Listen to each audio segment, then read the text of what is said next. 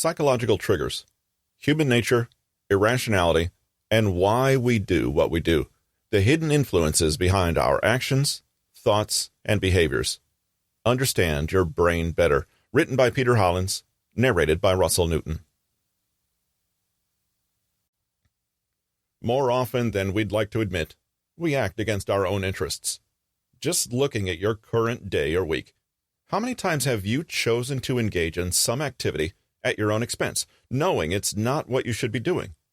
You may even be doing it right now by reading this. Maybe that's not you. You might be thinking, nope, not me. I'm as logical and rational as they come. That might be true, but you are still human and subject to human impulses. Consider the following.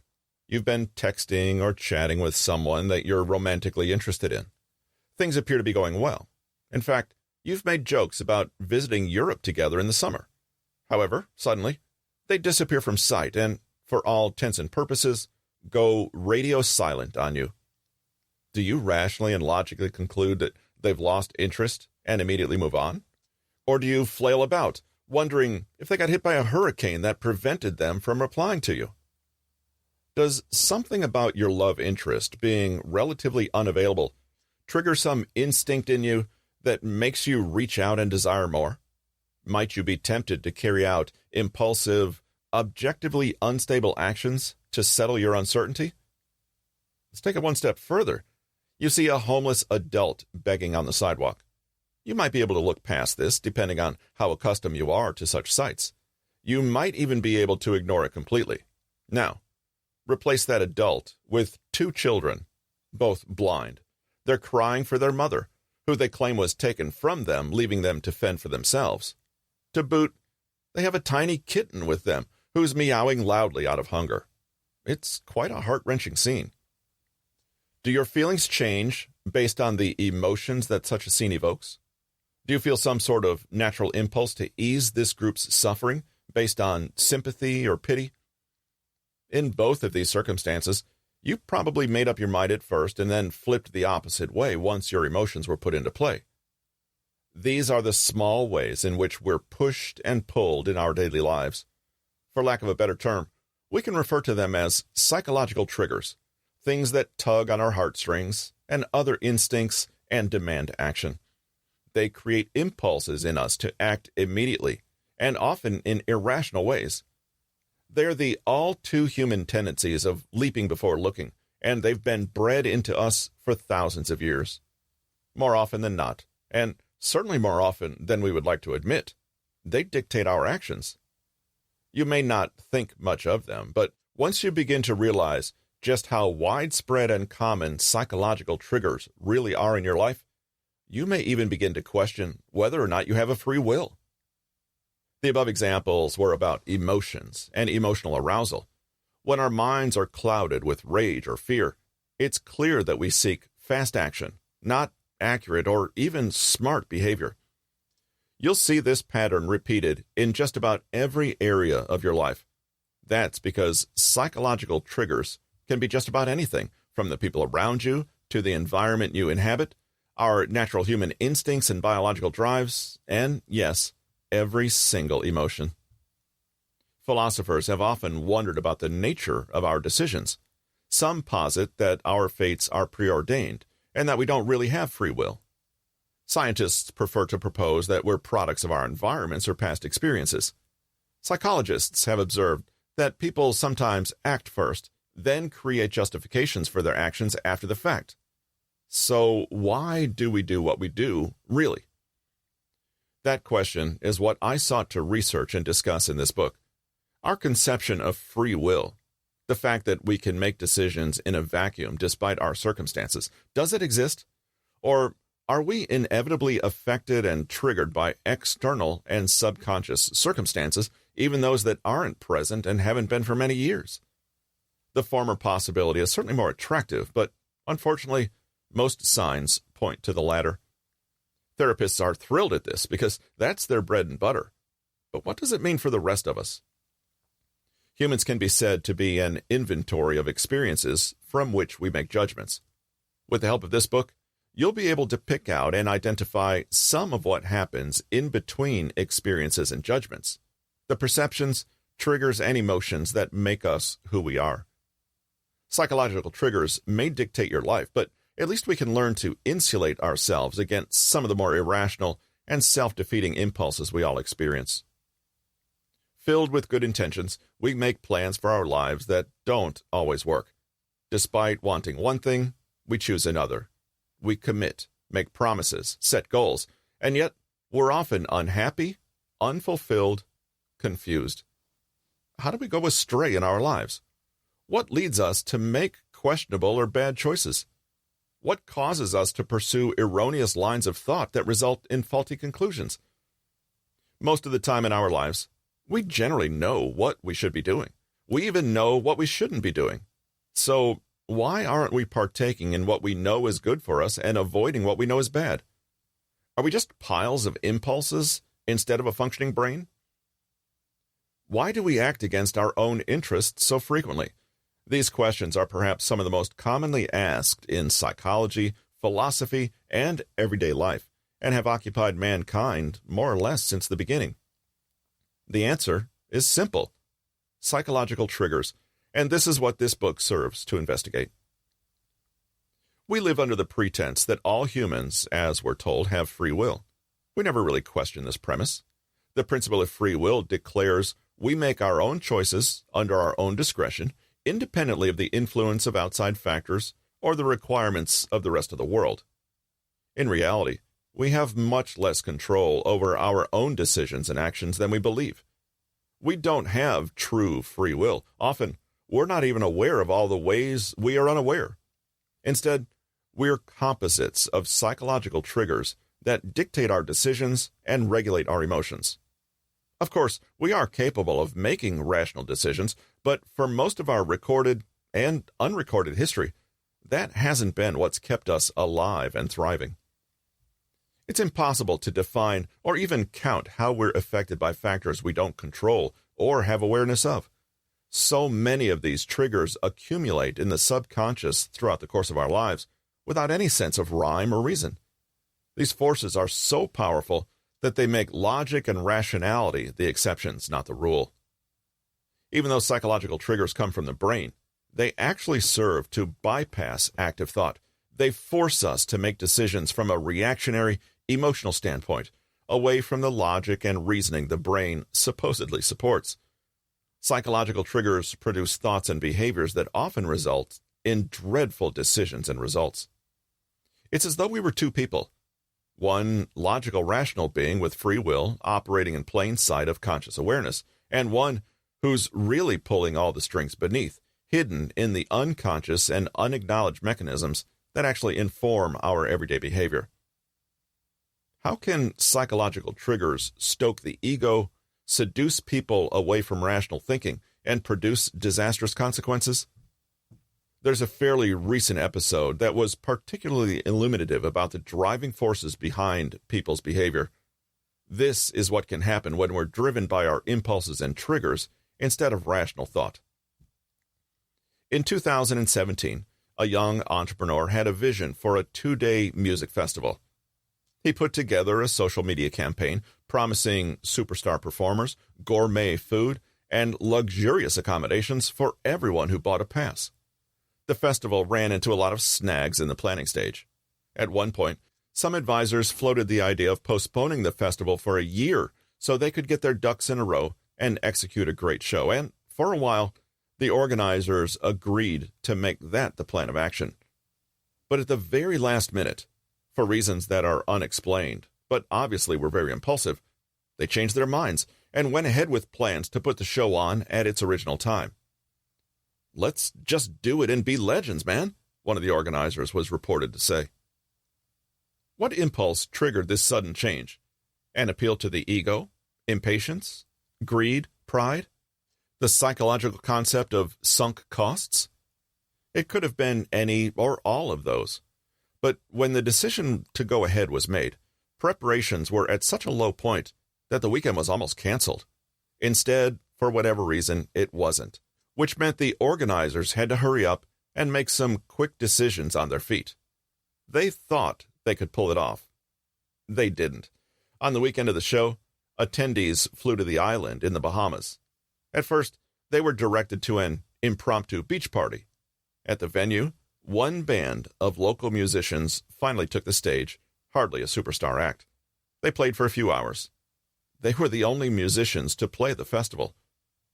A little while later, the organizers announced that the festival was being postponed, and they promised to fly all the attendees back to the States as soon as they could.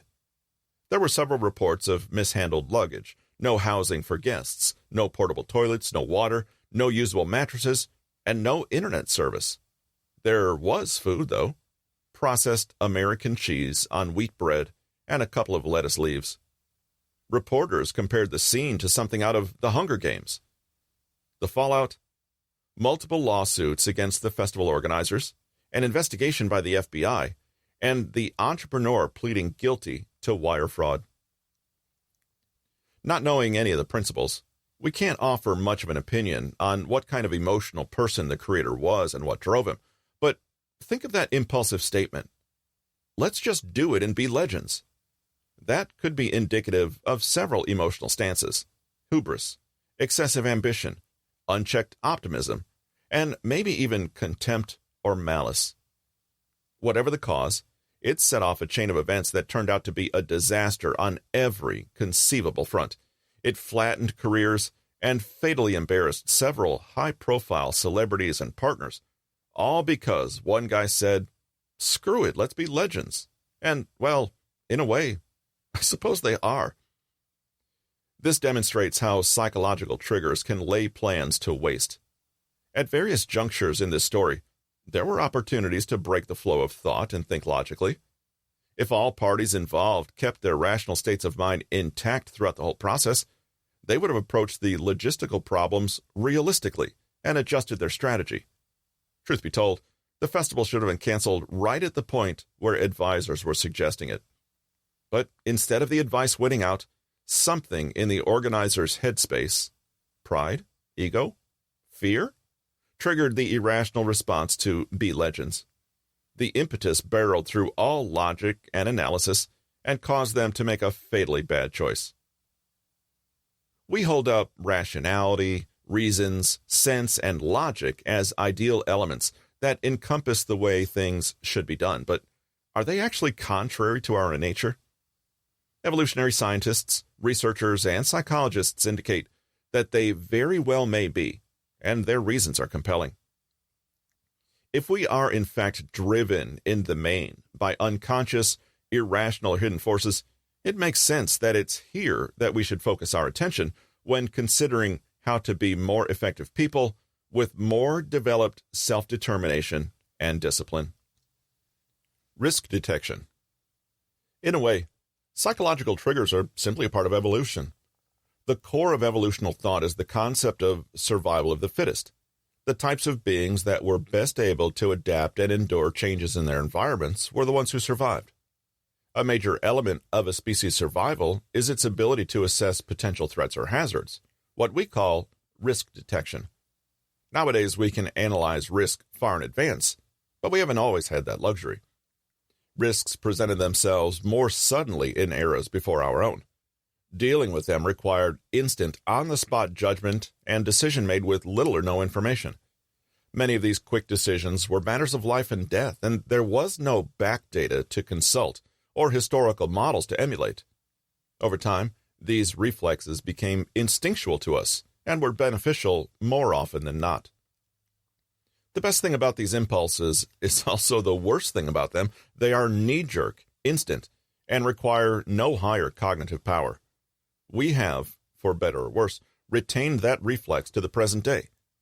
Our biological makeup is trained for thinking and acting on our feet, relying on our instincts for survival.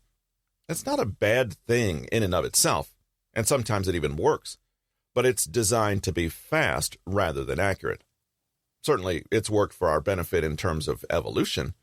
We're more able to react quickly to modern complications because of how we've been conditioned in earlier, different environments, but more often than not, we don't have every bit of information we need to make a truly logical, 100% sound decision. Evolution has favored quick, good enough responses over slower, better quality ones. It's not to say that this is always a bad trait to make. Spending too long on deliberation also has its costs and risks. There's the other extreme of wasting excessive time considering the nuts and bolts of a decision to the point that we overthink so much that we don't act. We commonly call this analysis paralysis. For instance, an office worker could spend so much time deciding on a document format that they miss a deadline. Thankfully, now we don't always have to go into jungle survival mode. Humans of the present have more time to analyze whether our initial gut feelings are right or wrong, especially when we have hard data and past results to advise us. But it's not possible to do that with every situation we encounter. The gut doesn't compute the math or run scenarios for sudden events, and it's subject to our cognitive biases, those errors in judgment we make from our personal preferences or beliefs. Despite having greater access to information and more time to consider it, we still tend to make stupid decisions. Humans in their modern form have only been around for about 200,000 years. Before that, our ancestors lived in various forms with less developed brains, yet more developed survival instincts. Civilization, in which we've finally tried to establish some kind of order and write down some rules, has only been here for 6,000 to 10,000 years, depending on who you ask. The math says, and evolutionists will confirm, that for the huge majority of human existence, we've lived off our instincts. It's noteworthy that this technique has worked for as long as it has, and has largely made us who we are today. The families of our distant ancestors were fairly small because of the inherent risks of growing larger. We may not be as savage anymore, not all of us anyway, but our brains still have that intuitive drive, even if we're swilling lattes instead of spearing woolly mammoths. Parents' intuition kicks in when they're walking with their children and they see a person they perceive as sketchy approaching them. They hustle their kids off to one side, just in case. Or, if we're feeling extra hungry in the drive-through lane at a fast food joint, we could get impatient if the cars in front of us are taking too long. We might even honk. Whether through quick learning or careful planning, risk detection has implanted more than cautionary approaches in our psyches. It's also helped form psychological triggers that can go off even without external prompting. Instincts that formerly helped us immensely now seize control at inopportune moments and influence us in negative ways. Free will isn't always as available as we think. Phobias. Humans also cede control to phobias, which, strictly defined, are irrational fears of or aversion to certain things or conditions. Phobias are the ultimate psychological triggers. They're often, though not always, based on illogical or groundless anxieties, and, as such, result in the destruction of our rational and analytical thought processes. These are the extreme versions of risk detection dictating our actions and behaviors. We're familiar with the most common phobias. Acrophobia is fear of heights. Claustrophobia is fear of tight spaces. Aviophobia is fear of flight. But even though many phobias are irrational, they don't all spring from manufactured threats or false alarms. Again, they have roots in our evolutionary development. For example, take two of our favorite phobias, arachnophobia and ophidiophobia, the fear of spiders and snakes, respectively. Our ancestors contended with their own fears of these creatures and had to develop solutions to avoid them to keep themselves alive. In fact, those old, distant phobias from ages ago still keep us from completely adapting to contemporary life. Certain conditions still bring out irrational fears that haven't yet developed beyond our caveman years. Phobias take us outside of rational thought and rob us of free will. Many of us recoil in terror when we see a spider in the attic, or even a harmless garter snake in the grass. The sight of both of those creatures produces acute dread, even if they're perfectly safe to be around. Nobody has such a frightened reaction, though, when they see a parked car. Many of us see cars every day and don't feel a single shred of panic. In fact, there isn't even a name for the phobia of cars in general. Only the fear of riding in a car has a name, which, for the record, is amoxophobia. But in 2016, almost 37,500 people were killed in U.S. car accidents. Meanwhile, an average of 11.6 Americans die from spider and snake bites each year combined. The math is hilarious. Using those figures for calculation, 3,232 times more people die in car wrecks than bites from creepy things.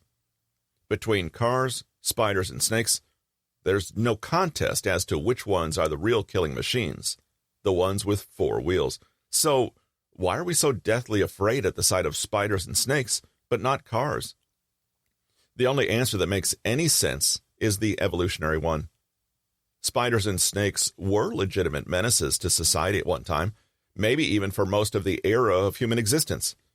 They've become ingrained in our psyches as enormous risks to avoid at all costs. Car wreck fatalities have only been around since the invention of motorized vehicles, roughly the 1890s, which is practically yesterday in terms of human consciousness. In the meantime, medical advances have reduced the chance of getting killed by a spider or snake to almost zero. But spiders and snakes still get the bad rap from our brains, which haven't gotten over our prehistoric phobias. Our fear of those critters is so enmeshed in our biological chemistry that it may be many more millennia before evolution processes it out, if it ever does. Importantly, it doesn't really matter what your free will or determination tells you to do. You may know on an intellectual level that a snake or spider is not actually venomous or dangerous in any way and still feel panic on seeing it. Such is the power of evolutionarily programmed phobias and instincts. American psychologist Martin Seligman composed a paper called Phobias and Preparedness in 1971, and it's had a major impact on the psychological community ever since. Seligman noted that we almost never fear modern world things like guns, electricity outlets, or hammers, even though such items can and do cause immediate and fatal injury. But our fears of fire, water, insects, and heights endure, even if they're innocuous or easy to avoid. This is because, Seligman argues, those things did pose a clear and present danger to ancient humans. Even as our species evolved, and we found ways to control those old threats with fire hoses, boats, bug spray, and safety restraints, many people still fear them, and once again, this eliminates our ability to think rationally. We don't fear what is truly dangerous. This is remarkable because it's another way we've been programmed to think irrationally, and yet this irrationality doesn't extend far enough in some cases. It fails us by making us overreact at harmless situations, but completely underestimate truly dangerous ones. Seligman hinted that our phobias are inflated modifications of real dangers that existed eons ago. Evolution hasn't yet processed those fears out of our bloodline. They're still hardwired into our systems, and we humans are almost organically inclined to develop those phobias. They're a set of psychological triggers you get for absolutely free upon your arrival on Earth. Thanks, Darwin. Seligman's work also hints at an idea we'll be returning to again and again in this book. Just because instincts, gut feelings, knee-jerk reactions, biases, and unconscious urges are there for some reason or other, i.e. they're natural, this doesn't mean they're always good for us and can't be questioned, challenged, or upgraded. Anxiety and fear. As we've seen, our ancestors used fear as a sort of internal defense mechanism. It protected them and helped them survive. They were grateful that their brains blacked out when risks were present and made them act quickly. It still helps. Indeed, one study found that 77% of mothers whose children feared water said their children were scared the first time they ever saw larger bodies of water, like pools or lakes. This was especially true the farther away the families lived from the ocean. Another study, one which took many years to complete, found that kids who were scared of heights were much less likely to suffer from falls when they were older. These kids were guarded by their fears. Their anxieties were natural, practically inborn qualities that kept them from danger into adulthood. Ancient humans may have paid the price with occasional irrational decisions, but fear tended to be their best friend in most cases. Fear is one of the most powerful psychological triggers in the same way that punishments create motivation, and Machiavelli's book on ruthless governance, The Prince, became so infamous. Fear is truly one of the strongest psychological triggers because it completely overrides our brains and sends us into action. Fear is what causes us to drop absolutely everything in the interest of self-preservation in one way or another. It sharpens our senses and tells us to sit up and pay attention, or act to protect ourselves. Unfortunately for us, most causes of modern fears are rather misleading and unimportant. We could listen completely to our fears and never question them, letting them guide our every decision and the course of our lives. Or we could become curious about the mechanism of fear itself and intelligently decide whether it's working in our best interests. For many, for example, feelings of hunger will cause us to grow irrational and angry. This stems from the fear our primitive ancestors had about starving to death. This negative association with hunger used to keep us alive in whatever way possible. Before they learned to hunt, our ancestors were scavengers. Instead of going into the dirty business of killing prey, they'd let an apex do it. The scavengers patiently watched the tiger dine on its kill until the beast finally got full and walked away. At that point, the scavengers ran over to the carcass and consumed as much of the leftovers as they possibly could before another wild creature came around and they had to run off. It wasn't ice cream, frosted cupcakes, or cheese puffs, but it was still binge eating. And now we simply binge eat to the brink of obesity due to subconscious associations with hunger. Our psyche tells us we have to get as much as we can until the next apex predator, or more likely roommate or spouse, comes around. It's also why our eating binges tend to feature high-calorie, high-carb, or high-sugar foods. Health ramifications aside, that stuff satisfies us and fills us up. It also explains the inclination some people have to hoard food. Our ancestors had to store quite a bit away for seasons when predators didn't hunt so much. It doesn't matter if you're seriously overweight and your feelings of hunger are not true physiological hunger at all. The inherited impulse to behave as your ancestors did can override any rational decision, i.e., I only ate an hour ago. I'm not really hungry, I'm just bored. I can wait till dinner, and I'm not going to die if I do.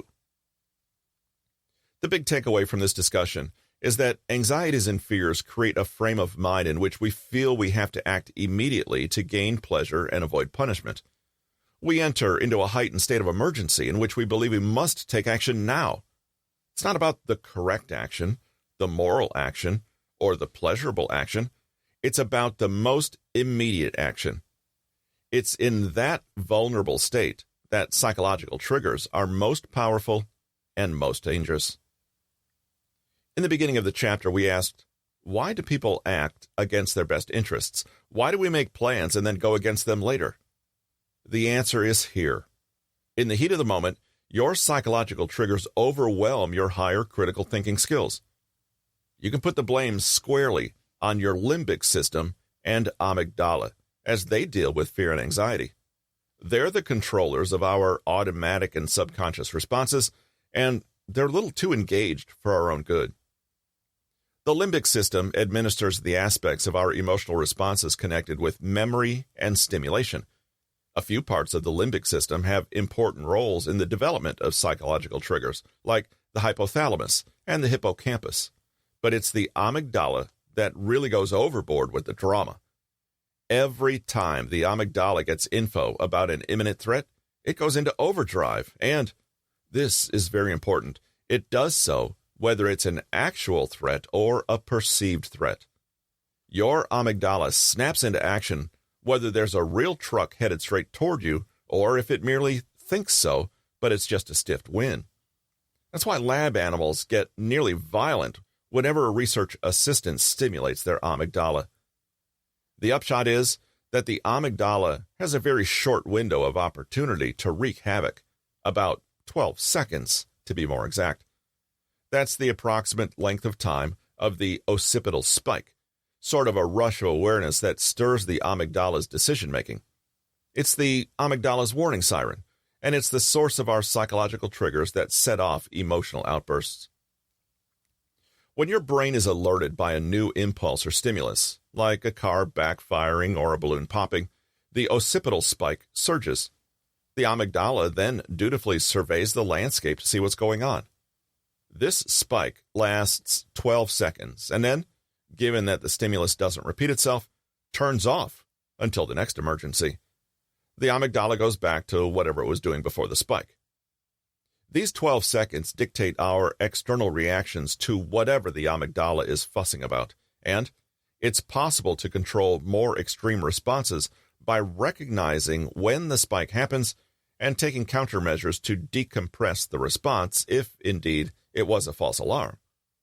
This is especially helpful with people who get angry and are easily provoked by minor, almost irrelevant actions. Remember, the amygdala goes nuts over perceived threats as well. If one can restrain the occipital spike through some calming action, counting deep breaths, reciting the alphabet backwards, saying a mantra, or even silently repeating a tongue twister, they can divert the amygdala until the spike fades. Remember, it only lasts 12 seconds or so. Others may form a mental picture of the spike and visualize it going back down. Whatever the effort, the key is to keep the thinking part of the brain occupied for as long as the amygdala needs until it goes back to its nap. Psychological triggers are therefore tightly bound to our biology, and our brain chemistry provides those triggers with plenty of willing accomplices that let them build, persist, and go off. The fact that psychological triggers are part of our organic makeup can be irritating, but it should at least be of some consolation that they're a result of our natural descent from our forebears. There's nothing wrong with this part of our biology, and indeed, it's the very thing that has allowed us to survive and thrive as the species we are today. Nevertheless, if we're not careful, we can let our fears control us completely. Think social anxiety to the highest degree, and every decision predicated on staying safe and secure. Being dictated by triggers, to say the least. Does free will exist? So, with all these psychological triggers having so much power and authority over our brains and our reactions, is there even such a thing as free will? Why should we consider our actions anything other than pre-coded responses to external impulses? When I choose to do something drastic, am I actually choosing it? Or am I being pushed and pulled into it by something I don't even realize? As you might expect, philosophers have wrangled with the question of free will for ages. It's arguably their biggest moneymaker. In the days before brain research and science became widespread, free will was seen as the conduit for our moral code. We chose certain courses of action because they resounded with what we were taught society had to be. Therefore, if we wanted to perceive ourselves as good people, we would choose positively. If we were corrupt in moral character, we would choose negatively. Furthermore, we chose marital partners because they met our standards. We formed communities to live among those who shared our values. On an uglier note, we sometimes tried to force our will upon others in wars and invasions. Whatever the case, we believed we were doing the right thing voluntarily and deciding all on our own. That argument was complicated when desire, perceived as involuntary, was identified as a motivator beyond human control. Now, brain science and its findings and resultant products, like this book, has muddied up the waters even more by suggesting our biological makeup could be the result of evolutionary forces we can't affect. How can we have free will when the amygdala makes us lose control and merely react for 12 frantic seconds? Psychologists, who aren't and can't be philosophers, haven't been able to form a consensus on this question. Do we have free will or not? Why do we do what we do, especially when so much of it is self-defeating and even pointless? Are we just rats continually pressing a lever that causes us to be shocked? Sigmund Freud, the father of psychoanalysis, and also the originator of the concepts of the ego, id, and superego, and B.F. Skinner, the father of behaviorism, don't necessarily have a lot of beliefs in common. Skinner, in fact, was downright resentful of Freud, but they shared the view that human behavior is highly subject to various experiences and conditions. Freud focused primarily on unconscious influences on behavior, dreams, childhood, sexual impulses, whereas Skinner concentrated on direct environmental impact on behavior, rewards, social conditioning, education. So both had the conviction that humans don't have a real choice, but they conceived of it in quite different ways. Free will was to them an illusion that some used to congratulate themselves for not slapping other people indiscriminately. Perhaps there are areas where we do have to make certain choices based on intellectual analysis and how our actions correspond to our beliefs. We can choose certain religions, political parties, associations, or movements. Even if we're born into one, we can make the decision to join another one. There's a point where we come to a moral, intellectual understanding of issues, and we make choices that reflect that effort to understand. But this doesn't apply to everything, or even most things. In fact, let's call intellectually independent choices made out of free will the exception rather than the rule. With all our respect and pondering of free will, there are still elements of our being that we can't control to the smallest detail. They're the instincts that our ancestors had to develop the hard way by burning their fingers in the fire, and they've commuted themselves into our present biology.